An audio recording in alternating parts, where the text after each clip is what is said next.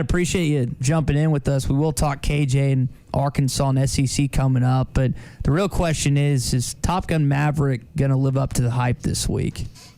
Man, I'm just praying that there's no more verbal sparring between SEC coaches today, because I've got a date tonight with a couple F-18 fighter jets and IMAX, and I'm excited, man. Mike, the guy I'm sitting next to right now is also going to see it. I told him that he can't spoil it for our listeners or myself because I'm really excited. I'm watching the first one over again. Are you going to get at some point to watch it over again today, or are you just going to go into tonight with memories of watching it over and over? Oh, I watched it last week, and I've been to 3 or 4 air shows in the last 2 months, and I've seen F-22s, 35s. I'm ready for this, man. Perfect. Well, hopefully you'll see some, not only a ground show, but some air show from Arkansas's passing attack this year. Number one in the SEC in running the football, top 10. And KJ Jefferson is a big part of that. I know you're really high on him this year. You have him as a top 5 quarterback, not just in the SEC, but in college football. What surrounding him gives you the confidence that Arkansas's offense is going to be successful under him this year? Yeah, to me, KJ really exudes, leadership qualities that are maybe tough to quantify at the quarterback position this time of year. We saw last season he seemed to always know where to go with the football, and by the end of the year, he was a dynamic threat, not just passing, but outside the pocket, making moves with his feet, and running over linebackers. I think putting him number 5 overall, might have been a little on the high end side of things in terms of projections, but I just really think that this guy can have a 35 touchdown type season, maybe 4,000 total yards of offense, and we're talking about Arkansas, if that happens, being possibly a second place team in the West behind Bama. When you look at the wide receiver situation at Arkansas, certainly you're rebuilding there with Traylon Burks and looking for the next one. How much concern does that give you for KJ and the potential season he might have, knowing that there's not a proven wide receiver at this level there yet?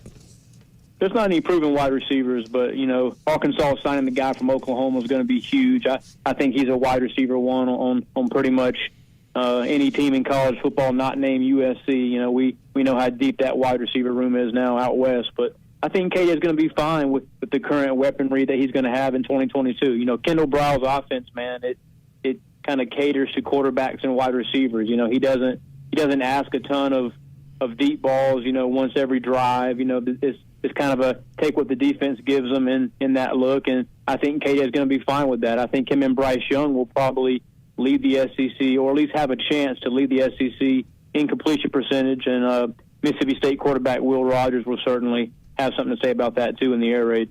You kind of jokingly brought up Jimbo Fisher and Nick Saban and their media sparring that has been going on. What do you think those meetings are like in Destin coming up next week when all the coaches get together? There's flybys. They'll buzz the tower in the hallways. How do you think the tension level will be in Destin next week between those two? Yeah, I don't think Fisher and Saban are going to be sitting at the same table. That's for sure. I thought it was pretty rich last week, man. Jimbo calling Nick a narcissist, and Jimbo's the guy that called an unscheduled press conference in May to trade blows with one of his coaching buddies. Yeah. To be honest with you, I think both these coaches have huge egos, and in my opinion, Saban is still kind of sore from losing to Jimbo head-to-head last season, and then watching, 8 5-stars that Alabama really wanted in this 2022 class go to College Station. I thought Deion said it best last week. He said that Saban used Jimbo and Jackson State as sort of sacrificial lambs to make a broader point about NIL and what that has quickly morphed into, and that's a pay-for-play type scenario. See, I would love if Sam Pittman or another league coach could organize, let's just say the football coaches meeting was at 10 a.m. in the conference room.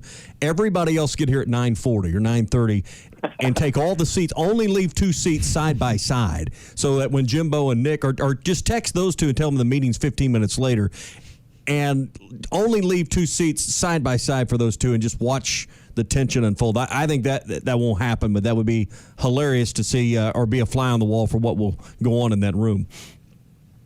SEC Network should be live streaming this, right? Absolutely. Not on Plus. The first time an off-season meeting means something, yeah. Yeah, put that on the alternate channel. Yeah. Brad Crawford, 247 Sports with us. Brad, Greg Sankey probably talked to these individuals privately, but it kind of put the SEC on the front line of most sports talk stories last week, being as widespread as it was. What do you think he privately thinks about the spat between those two? Do you think he was kind of happy that the conference got more love 100 days out from football? Yeah, I thought the public reprimand or whatever that statement was a little bit silly. I mean, these coaches go to war with each other on the recruiting trail basically on a daily basis. You just don't see, the kind of unwritten code between coaches broken like that, like Nick did, pretty much singling out, a fellow comrade in the SEC.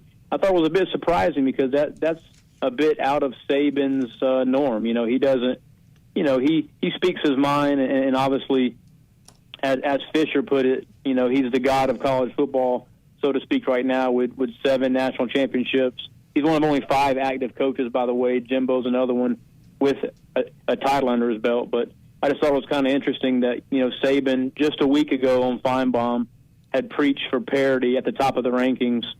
And then he, calls out Jackson State for signing the first 5-star ever at one of those lower-level programs. So, I don't know, man. It's been a very interesting last 5 or 6 days in the SEC. And, getting back to your point about Sankey, no news is good news in terms of arrest in the SEC sometimes, but this offseason story is something that obviously I don't think Sankey expected to see across his desk. Brad, we're 102 days out from Razorback football and really the SEC and all of college football, and Arkansas's got a brutal schedule this year. And I think a game that's kind of flying under the radar a little bit is South Carolina week 2 with Spencer Rattler and Shane Beamer coming in here. Are you buying the Gamecocks? I think their over-under is like 5.5. What is your thoughts on South Carolina this year? Yeah, I think South Carolina's a 6-6 or 7-5 type team. I think Arkansas will win that opener against Cincinnati, and then it's really Spencer Rattler's SEC debut. Not many people are going to watch South Carolina's opener against Georgia State outside of the Palmetto State, and then Gamecocks Arkansas September 10th. It's a huge game for both teams. Not only is it the SEC opener for both, but it's the kind of game where the loser of that one really faces an uphill climb with, as you mentioned, man, so many tough games remaining against top 25 opponents on both of those schedules. I would give the Razorbacks an early edge in that game. I think the line will be Arkansas by 7.5, 8 points or so. And I don't know. I don't have much confidence in Spencer Rattler going against a Barry Odom defense because we saw 2 years ago Barry Odom's defense intercepted Matt Corral 6 times in Fayetteville, and this is a similar pass-heavy offense the Gamecocks going to have. So I like Arkansas early in that game. Brad, we spend so much time focusing on the SEC West here. Who can cause Georgia some problems in the East? Is there a team that could maybe give them a little trouble for the East Division crown? Yeah, if there's one team outside of the top 20, I'd say right now in the preseason that could maybe give Georgia a scare in the East, it would be Tennessee, in my opinion. Kentucky's a team based on schedule favorability that I think might win more games, but Tennessee has more firepower, obviously has one of the better quarterbacks, not just in the SEC, but in college football. And Hendon Hooker, he had about 39 total touchdowns last season, over 4,000 yards passing and rushing. Pretty impressive. And, Josh Heupel's offense, look, we didn't know if that was going to work in the SEC. He had some success at Missouri as the OC there, but after coming from UCF, everyone kind of questioned that hire. And, he averaged 3 plays per minute last season in the SEC and really frustrated some defenses that Tennessee played. So that's a game that I think that one's played in November, Tennessee and Georgia, that I'm looking forward to and will probably decide the SEC East. Brad, your colleague Brandon Marcello came out with his top 10 games of the year. There's a couple of SEC games featured as we continue to get closer to college football. What is a game or two, either within the conference or outside, that you absolutely have to watch no matter what? Oklahoma, Texas is a game that I always, I'm an SEC homer, man, but there are games outside the SEC that obviously I pay close attention to. Ohio State, Michigan. Probably going to decide a playoff spot in the Big Ten.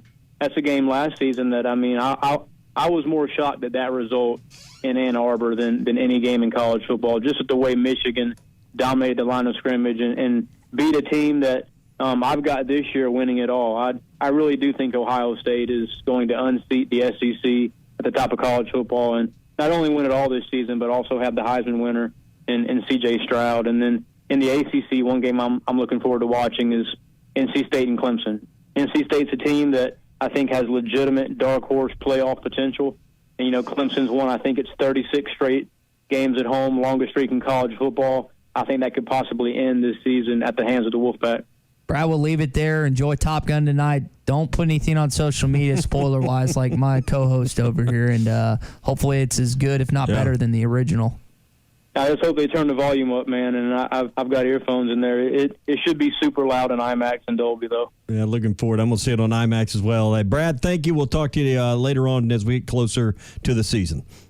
Thanks a lot, fellas. All right. So Partners at BetOnline continue to be the #1 source for all your betting needs and sports info. Find all the latest sports developments, including updated odds on the NBA playoffs, fights, and even next season's futures. And don't forget that the MLB is back as well. Who are you picking to win the World Series? BetOnline is your continued source for all your sports wagering needs, including live betting and your favorite Vegas casino and poker games.